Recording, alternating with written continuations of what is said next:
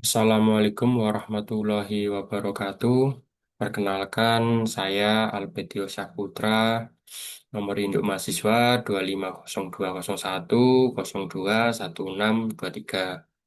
Pada presentasi UAS mata kuliah Bisnis Intelijen ini, saya akan memaparkan perancangan penerapan bisnis intelijen yang terintegrasi dengan artificial intelligence pada studi kasus peternakan kambing perah.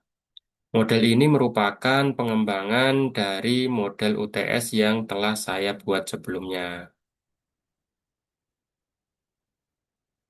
Dilihat pada tampilan, pada UTS, rancangan saya berfokus pada alur transaksi, produksi, distribusi, layanan konsumen, kemudian data diproses melalui ETL dan data warehouse untuk ditampilkan pada dashboard BI. Pada UAS, struktur tersebut saya pertahankan, tetapi saya menambah AI Analytic dan Recommendation Engine. Jadi, sistem tidak hanya menjawab apa yang sudah terjadi, tetapi juga membantu memprediksi kondisi berikutnya dan memberikan rekomendasi keputusan.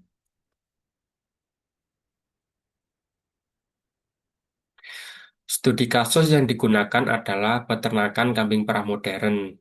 Produk yang dihasilkan meliputi susu kambing fresh, susu pasteurisasi, susu bubuk, dan yogurt.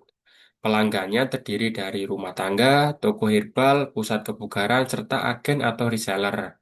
Proses bisnis utama yang dianalisis adalah transaksi, produksi, distribusi, dan layanan konsumen. Untuk permasalahan bisnis, terdapat empat masalah utama. Yang pertama, permintaan produk dapat berubah sehingga jumlah produksi perlu direncanakan dengan lebih baik. Kedua, terdapat risiko kekurangan stok atau produk tidak terserap pasar. Ketiga, distribusi perlu dikendalikan karena keterlambatan dapat berdampak pada kualitas produk. Yang keempat, data keluhan pelanggan perlu diubah menjadi informasi yang dapat membantu perbaikan layanan.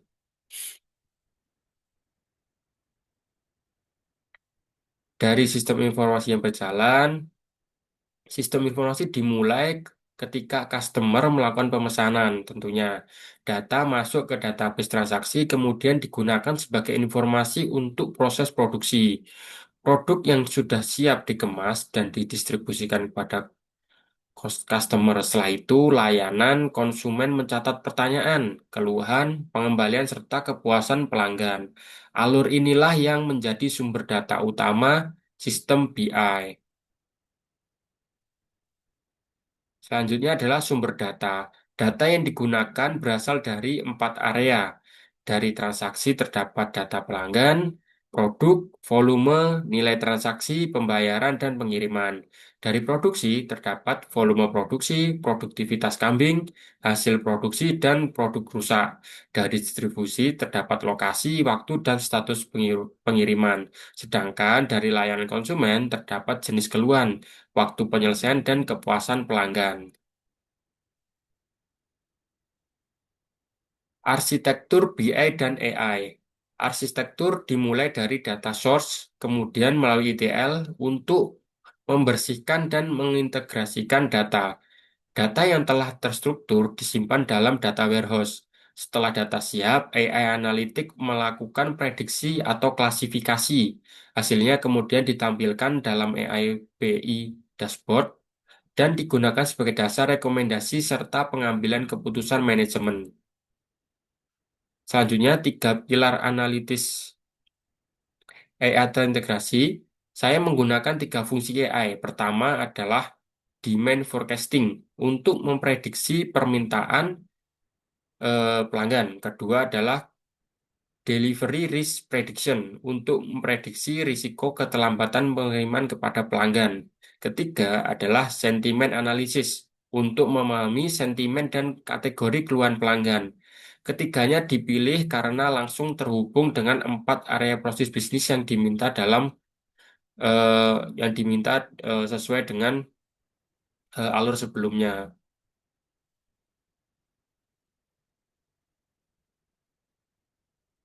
Yang pertama terkait demand forecasting. Nah, pada proses transaksi, riwayat penjualan digunakan sebagai input AI demand forecasting. Data seperti tanggal, produk, volume penjualan, kategori pelanggan, dan nilai transaksi dianalisis untuk menghasilkan prediksi permintaan periode berikutnya. Hasil prediksi diteruskan ke proses production planning, sehingga perusahaan dapat menyesuaikan jumlah produksi dan stok.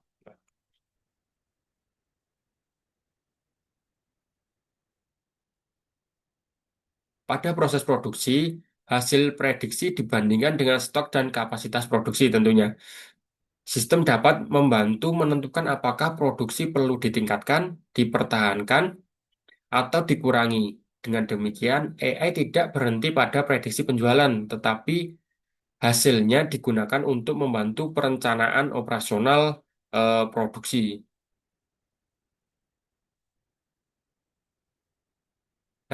Yang selanjutnya adalah AI Delivery Risk Prediction. Nah, untuk distribusi, data lokasi, waktu, dan status pengiriman digunakan untuk memprediksi risiko keterlambatan. Outputnya berupa tingkat risiko rendah, sedang, atau tinggi. Pengiriman dengan risiko tinggi dapat menjadi prioritas monitoring. Konsep ini juga memperkuat penggunaan indikator ketepatan pengiriman seperti OTF.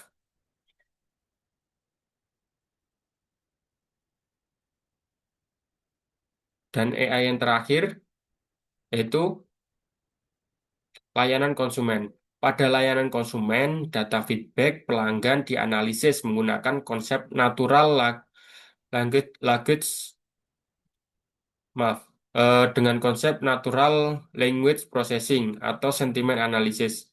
Misalnya, komentar pelanggan mengenai keterlambatan dan kondisi produk dapat diklasifikasikan sebagai sentimen negatif dan dikategorikan sebagai keluhan pengiriman atau produk. Hasil ini membantu perusahaan menemukan pola masalah yang terjadi di pelanggan.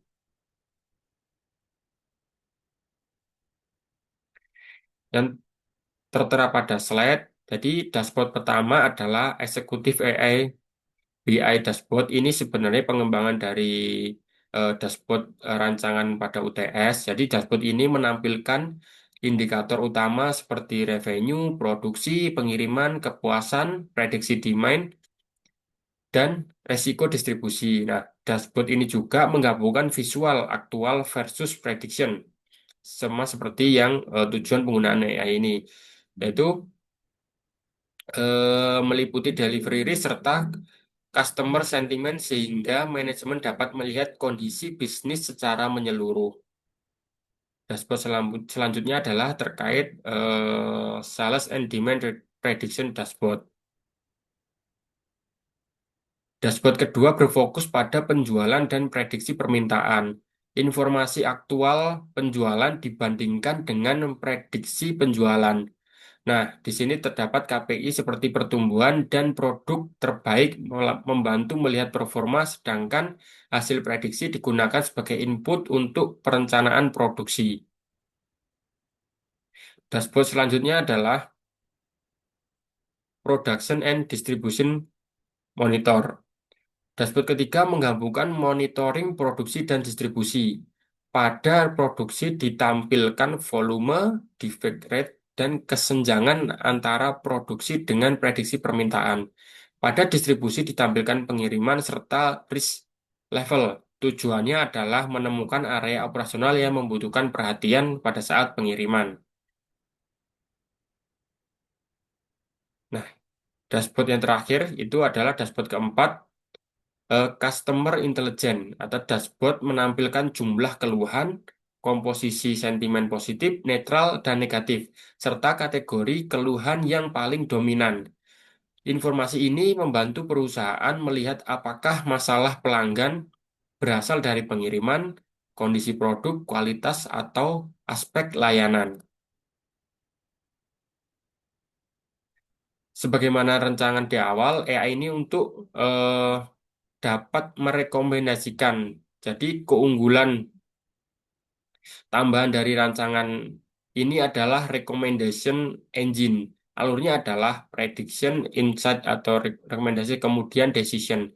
Contohnya, jika permintaan diprediksi meningkat, maka sistem merekomendasikan penyesuaian produksi. Jika risiko pengiriman tinggi, maka pengiriman diprioritaskan. Jika sentimen negatif meningkat, maka kategori keluhan ditelusuri untuk perbaikan. Nah, dari sini terdapat keunggulan strategis apabila menggabungkan penerapan AI dengan BI, yaitu dapat memberikan keunggulan dari sistem menjadi prediktif bukan hanya deskriptif. Data dari berbagai proses terintegrasi.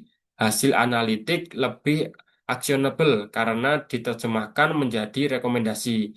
Dashboard mempercepat pengambilan keputusan. Customer insight menjadi sumber perbaikan. Dan perencanaan produksi maupun distribusi dapat dibuat lebih tepat sasaran.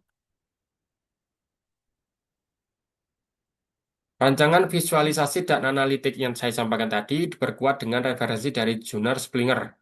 Salah satu referensi utama membahas real-time processing dan visualization analysis framework untuk big data. Nah, referensi tambahan membahas AI-driven management information system, machine learning, dan anomaly detection dan decision support. Referensi tersebut digunakan sebagai landasan konseptual, bukan sebagai pengganti desain studi kasus. Sebagai kesimpulan, rancangan UAS ini atau rancangan terkait penerapan AI BI ini merupakan pengembangan langsung dari model yang saya sampaikan pada UTS sebelumnya. Sistem mengintegrasikan data transaksi, produksi, distribusi, dan layanan melalui data warehouse. Kemudian menggunakan AI untuk membuat demand forecasting, delivery risk prediction, dan sentiment analysis. Hasil analitiknya ditampilkan pada AI BI dashboard seperti ilustrasi pada slide sebelumnya dan diterjemahkan menjadi rekomendasi untuk perbaikan berkelanjutan. Dengan demikian, sistem diharapkan membantu manajemen mengambil keputusan yang lebih cepat dan berbasis data. Nah, terima kasih.